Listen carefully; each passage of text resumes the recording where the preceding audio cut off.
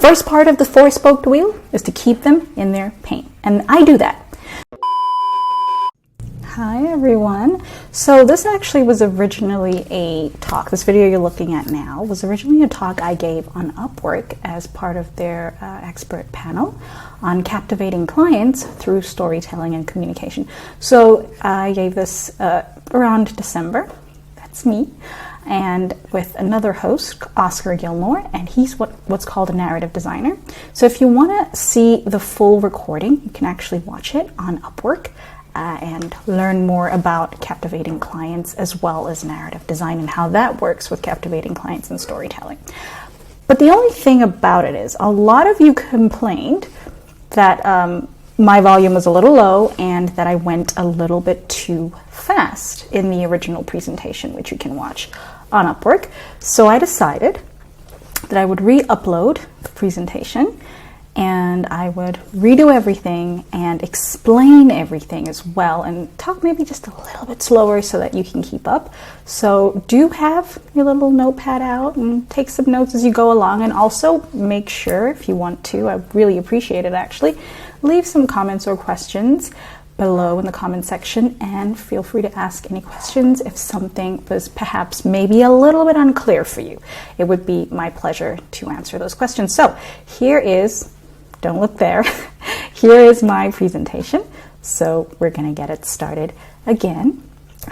Basically, my presentation was about how to monetize your own story by focusing on serving your clients' needs as the goal through the power of creative storytelling. So if you didn't manage to catch my talk and you really don't want to watch the recording because, like I said, my volume was just a little bit lower, I've since changed mics, then welcome. Feel free to visit my website and download your own copy of my workflow that helped me get to 10K months on Upwork. Alrighty, so let's get started. All right, so I'm going to be focusing mainly on two parts. We're going to focus on the first part, which is captivating clients. And in this part, I'm actually going to demonstrate to you that Upwork is a search engine. And in order for you to be found on a search engine, you have to know how to use this platform or this search engine to your advantage. So I'm going to show you how to do that. Okay. Then the second part of this presentation is going to focus on storytelling and communication. So what I found with my own story, with my own background, is that your story is a gold mine.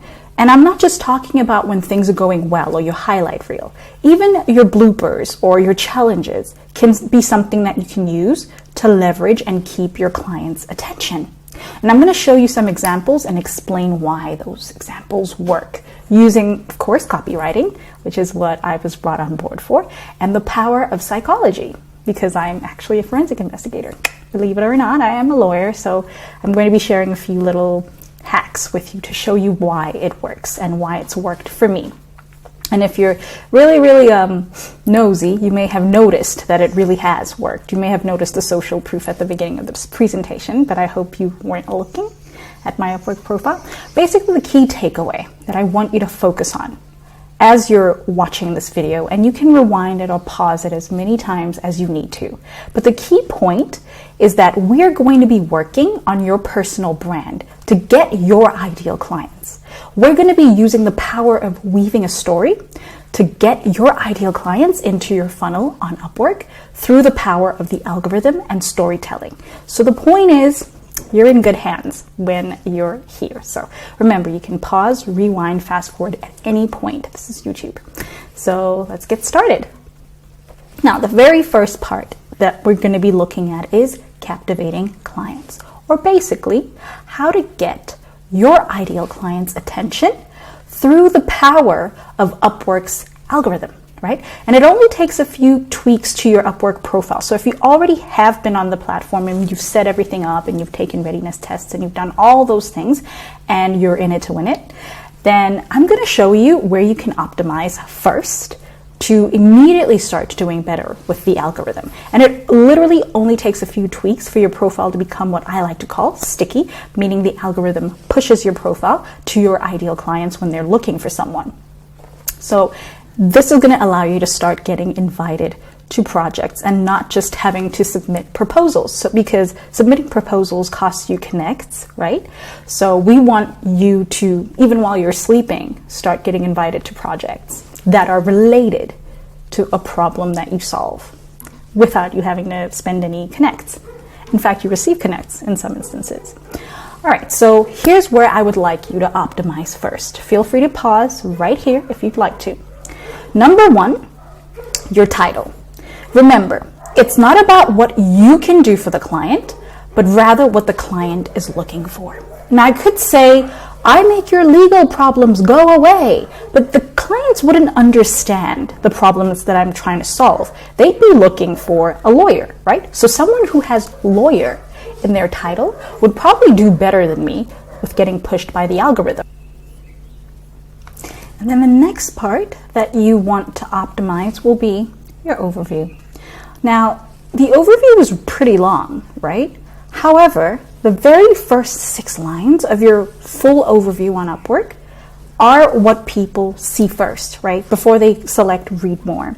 So they're going to make or break your profile and whether or not your profile is what's considered sticky, right? So these are going to be the very first impression that a client will have or a potential client will have of you. And also because of certain keywords, because Upwork is a search engine, they will also determine how the algorithm pushes you. Now, I just want to make a quick disclaimer about Upwork and its algorithm.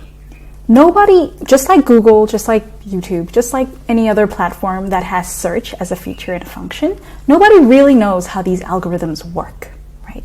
So I can only give you my own anecdotal experience, and based on my evidence and what I've experienced and what I've seen, I can help you optimize your profile that way. So just keep that in mind. Nobody really knows. It's proprietary information. Nobody knows how any algorithm works, but they can show you how they've managed to do well, and that's exactly what I'm going to be showing you. So with that in mind, please remember that Upwork is a search engine, right? And so the main thing you want to do when you're dealing with a search engine, any content marketer will tell you this, you have to first find a need. So what people do when they first start their Upwork profile, they hit a wall. They go, I don't know what I can do for people.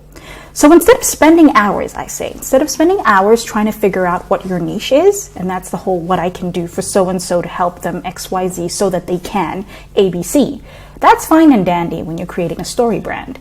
But when you're first starting out, rather create a timeline of your life. Listen to this. This is how we use weaving a story to help us even figure out something as simple as search engines. So write your timeline of your life and figure out the most defining moments in your life and the skills that you acquired during those defining moments. Those will become what I consider low-hanging fruit skills. So what do I mean by that? When you look at a fruit tree, it's true, the higher up the fruit, possibly the sweeter the fruit. But when you don't have the energy or the resources to get to the top of the tree, that's when you start looking at the low-hanging fruit. Let me eat these low-hanging fruit to acquire energy, right? And once I have energy, maybe I can climb the tree and get those better tasting fruit, right? So we don't say the grapes up there are sour. We just say we'll grab the low-hanging grapes or we'll grab the low-hanging fruit skill and we'll use that as leverage to go a little bit higher. So for you, who knows, based on your timeline, what your skill that's low-hanging is. For me, when I was just starting out, my low-hanging fruit skill was content writing, because ever since I was 11 years old, I used to create content digitally online. So I had my very first website when I was 12 years old. I could code HTML, like very basic stuff. Then I ran code for a blog on my own website. Then I created a blog that was already built by someone else and I was just creating content, but I was always doing content writing. And so that was the thing that I leveraged when I had no other skill. And there's still, ironically, even now in the year 2022, there's still a huge, huge demand for content writing projects. So there's your low-hanging skill if you're maybe not sure how to start now. Look at content writing. And let's use content writing as an example. So now the second thing you want to do, now that you have your need, content writing, is you want to use keywords, because you want to make your keywords relevant to the client's need or the client's pain point. Remember, it's not about what you're good at. It's about what people are looking for. In this instance, what people on Upwork are looking for. So what are the things that potential clients say when they're looking for a content writer, for example? What are the certain words that they use? Write a list of all the words that keep popping up. That's what I would do. So that's what I would do. And if you're not sure of the words that keep popping up, let's quickly run a quick search. I've done it already, but let's run a quick search on content writer and see what pops up. So if you can't figure out what your keywords are, here's the cheat. Here's the hack.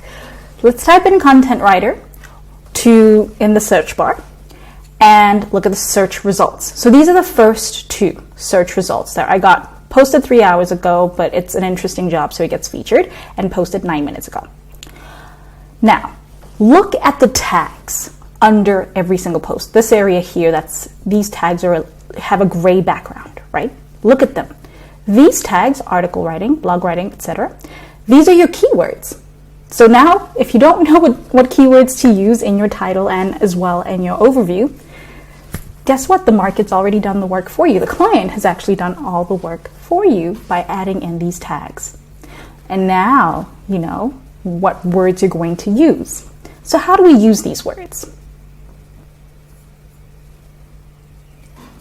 So here are our keywords. We've got article, we've got writing, we've got blog, we've got content, we've got creative, SEO, script, storytelling, story, and English. So we've got 10 main keywords from that quick search. Now these are just 2 search results. You'll see certain words repeating themselves over and over in the tags. That's okay. That means it's a really viable keyword. You want to use it. But don't repeat it. Just note, put an asterisk next to it, this is the big keyword. I want to definitely include this in my title. I want to definitely include this in my overview. But take away about 10 main keywords if you're going to do a quick search like what we did. Now, here's what you do. Use the keywords in your title, because you want to optimize your title first. So here's my Upwork profile. These are my total earnings. Yes, I've made over R1,000,000 on the platform. I thought I only made about 980, but in a few days it turns out I actually made way more than that. That's crazy. Anyway, enough about that. So keywords, number 1, content, 2, writer, creative, SEO optimized, articles, and stories. These are my 6 keywords. But now remember, you don't want to do something called keyword stuffing. So in search engine optimization, when you take a bunch of keywords and you throw them in there, and the sentence isn't really legible or understandable to a human being, you get dinged for that. You actually get negatively penalized for that. And so that's called keyword stuffing. What you want to do is still remember, while you want to maybe play to the algorithm, you have to remember a human being is on the other side reading that. So let's look at how I use these keywords. I said content writer, right? But content writer. Then I put a slash. Creative, SEO optimized articles and stories. So even though I've used all my keywords, by the way, all 6, so a majority of my keywords, I've got 4 keywords remaining from that quick search in the 10 main keywords. Even though I've used 6 of them, it's actually a sentence that makes a lot of sense. It's a phrase that makes a lot of sense, and so it's a title that makes a lot of sense. It's not like I'm keyword stuffing. It actually is legible. So then what do I do with the remaining keywords? Because I've optimized my title. The next thing you want to optimize, like I said, is your overview. So let's see what that looks like when it's properly optimized. Now, just quick reminder, the first 6 lines of your overview have to do a couple of things. 2, right? Number 1, they have to trigger the potential client. Why would I say that? You have to be okay with polarizing the reader of your overview, because you don't want to be everybody's freelancer. It's hard. So when coaches and marketers tell you to be in a niche, this is what they're saying. They're saying be polarizing. Don't be everything for everybody, because it makes it harder for you to get paid more. And that's what we're trying to do. Not only do we want to get paid now, we want to get paid more, right? So you have to be okay with saying, I'm only a freelancer for such and such type of person. Then another thing that I do is I treat my overview as a conversation. So an example of that would be to start with a greeting or maybe valuable information, because this is the first impression they're going to have of you. If you give them valuable information for absolutely nothing except for their time, they're automatically going to have that bias towards you. They're going to remember you because you're the person that didn't ask for anything and gave everything. Now, a key thing to remember here in your overview, the very first 6 lines of your overview, please use at least 2 keywords. 2 keywords from that search that we just ran, that quick search where we found 2 search results and we got 10 keywords. Of the 10, use at least 2, because that's what's going to help you, again, get pushed by the Upwork algorithm. So what does that look like in practice? Here we go. Here's my example. Here's my overview. Now, Upwork tells you to use this space to show clients who have the skills and experience they're looking for. Upwork is literally telling you to demonstrate, right? Instead of simply using this as an extension of your resume or your curriculum vitae or as an extension of your cover letter, use this as an opportunity to captivate the client. Use this as an opportunity to have a conversation with them. So here's what I say. I say, hey there, pioneer, can I ask you something? So this is a trigger. If you're not a pioneer and you don't want to become one, then you probably aren't my ideal client, right? Because I only want to work with entrepreneurs, business people, people who are willing to take risks, people who are willing to hear me out in what I have to say, people who aren't hung up on seeing results next week. They want to see the process through and they understand business cycles. So those are pioneers. And again, remember, the mistake is not treating your overview as a conversation. Very few freelancers do this. I don't know why, but it's like, think about it. This is your number 1 chance to make a first impression and to meet someone. If you're meeting someone for the first time, you're saying, hey, how are you doing? How are you? I'm great. Did you know XYZ? You're not immediately saying, hey, buy me, right? So psychologically speaking, I'm already making the client want to continue having a conversation with me in my overview. And the funny thing is, majority of clients who come in for the first time or who invite me to projects and I like what they're doing and so that we start having a conversation, they say to me, I read your overview and not only did I want someone who could write like that for me, I really felt seen by you. And that's why I start with something like a hey there, or a hi, or a hello, or nice to meet you, and welcome. Sometimes I'll say welcome, like I said in the beginning of this presentation. All right, then the next part, so those, we're still going, right? The next part is you want to say something like, you've probably seen firsthand the value in storytelling, there's our keyword, when it comes to content creation, keywords, whether it's blogging or writing high-value articles, those are our keywords that inform your ideal reader, customer, and is on brand. But does this bring leads to your funnel? So these rhetorical questions, these are a great way to make people think about the answers that you're trying to solicit from them, even though you're not able to immediately get a response from them. They're thinking about it, right? Here I'm talking about what they've probably experienced as a pioneer. And if they're not a pioneer, but they want to become one, then they can definitely start thinking about these questions. And now, if you look at this entire thing, whether it's coming up with creative content ideas on a consistent basis, repurposing old content, maintaining your current momentum, you have to see the value in showing up online consistently. I see that value. Do you? At this point, I've used all the keywords from our search, right? So that's what you want to do. Now we've done that, those first 6 to 12 lines, I've used pretty much all the keywords from our search. So just remember one more time, because it can be really, really tempting to focus so much on the idea of a niche. Your niche isn't a person you serve.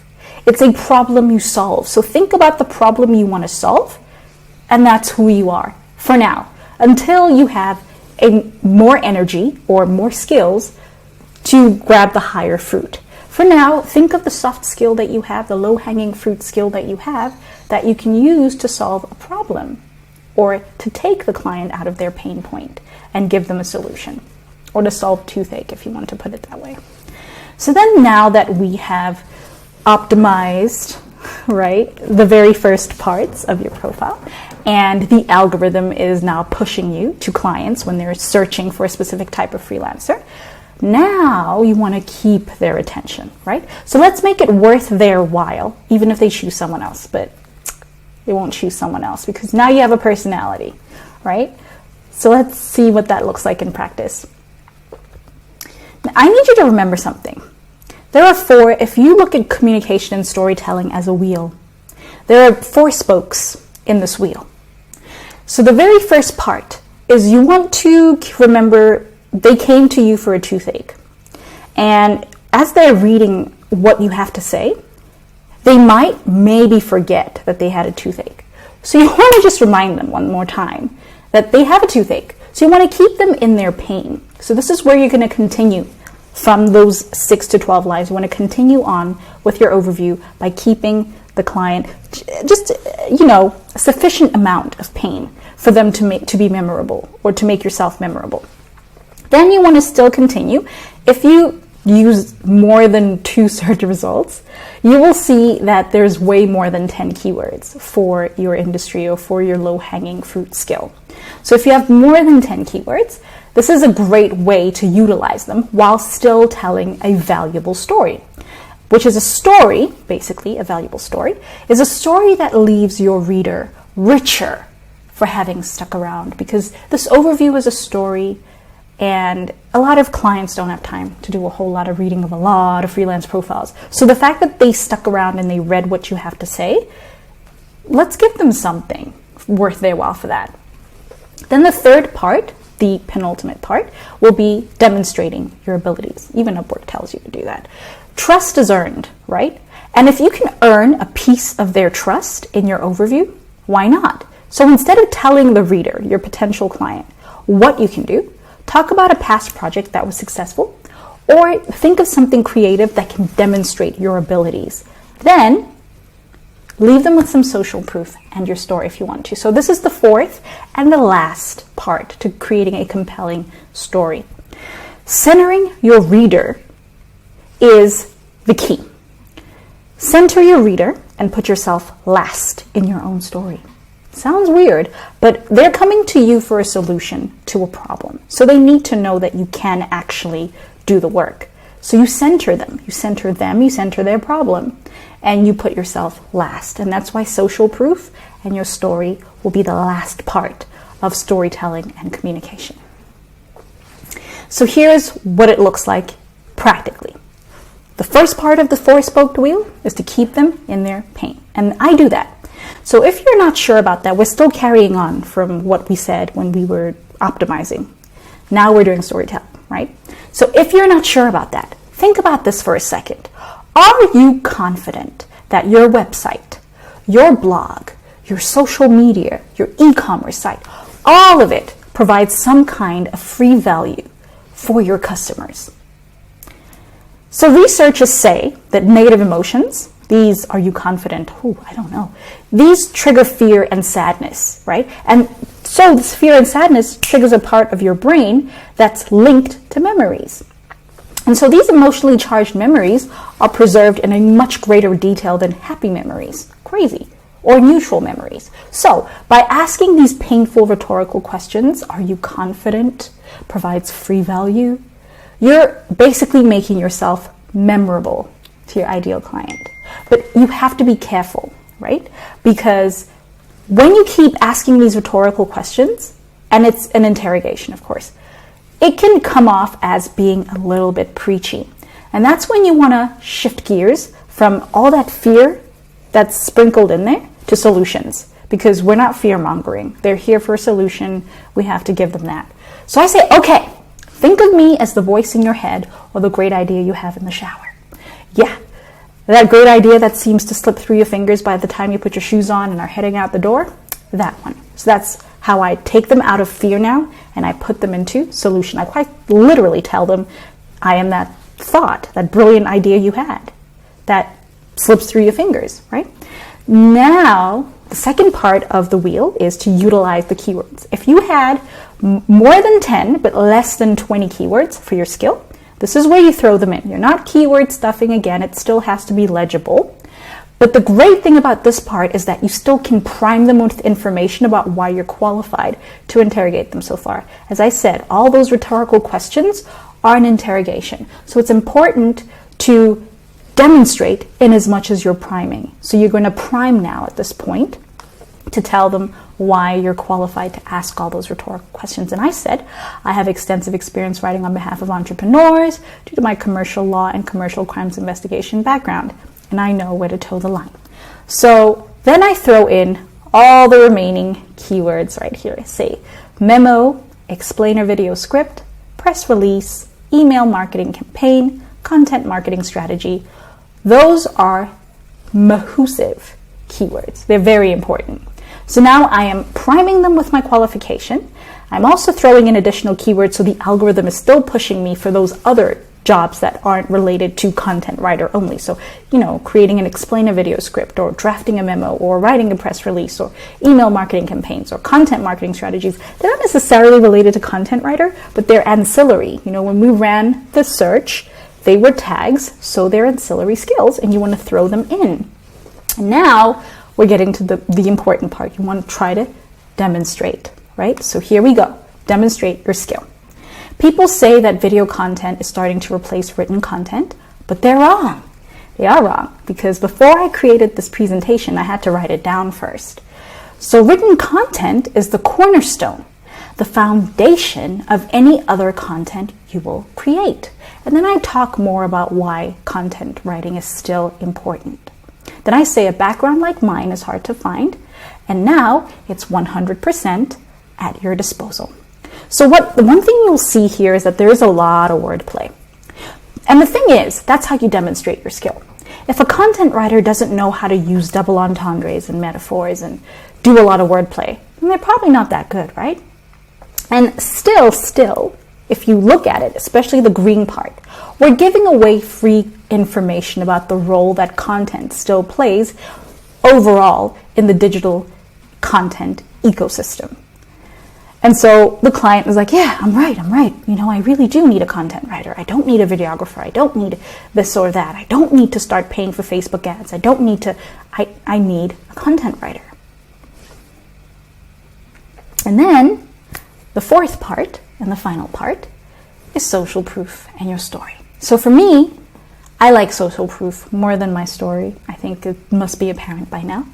So I say, here's a challenge. Don't take my word for it. They're just words. Look at the words of my previous clients and their testimonials about whether what I've just told works. What do you have to lose? So now we're doing some copywriting. In copywriting, what I just did here is called a call to action, or a CTA.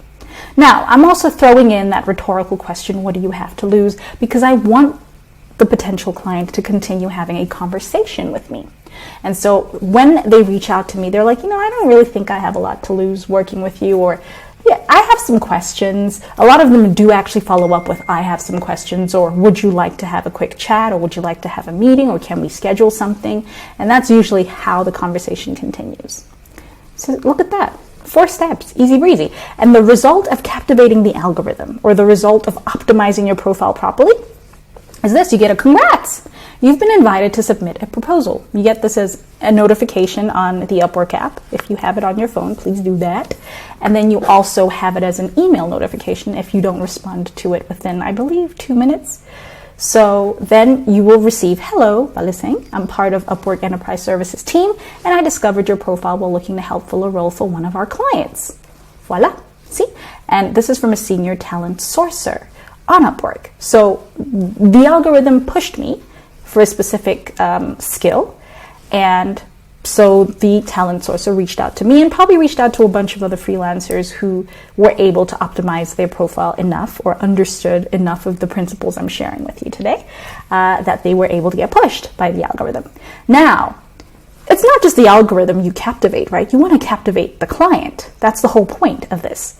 So then, if you properly optimize your title and you properly optimize your overview, this is the email or the notification you receive. Congrats, you've been invited to submit a proposal, right? And the client says, hello, I'd like to invite you to take a look at the job I've posted. Please submit a proposal if you're available and interested. And it's that easy. I receive a lot of these while I'm sleeping because the client is in another time zone. And then we do my workflow. I give them my welcome packet, my rate card, and then we talk more about their project needs, and then we do all of that. But I'll show you how to do all of that as well. So this is exactly how you can land a client today. But here's the thing. Me teaching you all of this probably will still leave you feeling a little panicked, right? You might be like, I'm not really sure I did the right thing, or is there a way for me? And you probably will ask me questions in the comments. I hope you do. But here's my offer to you. If you look in the comment section right now, there's a pinned comment with a form in it. I would like to actually help you by looking at your profile and going through your overview with you in real time, and going through your title and looking just at how you've done your entire profile, from past jobs, if you have any, to your portfolio, if you have one, and if you don't, I'm going to show you how you can still land clients without a portfolio. So that's an upcoming video. Let me know if you're interested in seeing that in the comments down below, because then I would love to put it together even faster, and I can create it in this format in real time, and you can watch me create a portfolio in real time without having one, without even basically bid for a project and get it without having a portfolio. I'm going to show you how you can, bypass that hump. But yeah, fill out the form below. I'm going to help 5 people optimize their profiles and immediately start landing clients while they sleep with any kind of skill. You don't have to be a content writer or copywriter or anything that has to do with writing. Any skill, I will show you how you can show off what you can do for your clients and show you how to keep clients in their pain, and then offer a solution and give clients value for any kind of niche, because it's all valuable, right? So click on that link. And I just want to remind you that it's better to be yourself, because everyone else is taken. So it doesn't work to copy paste everything that I've just taught you now word for word. In fact, my profile is now kind of being monitored by the Upwork algorithm ever since I gave my expert talk. So if you copy my profile, you could get shadow banned, or you could actually get literally banned by Upwork, because my profile has now been completely, I don't want to say patented, but the algorithm is looking out for me. So I won't even have to report anything. Upwork will immediately say, you're plagiarizing. You can't do that. So be yourself. Everyone else is taken. And those are the wise words of Oscar Wilde. I also want to thank you for sticking around. This is a very long video. I didn't think it would be this long, but it is. Thank you so much for watching, and I hope to see you in my next video. So until then, bye everyone. Cheers.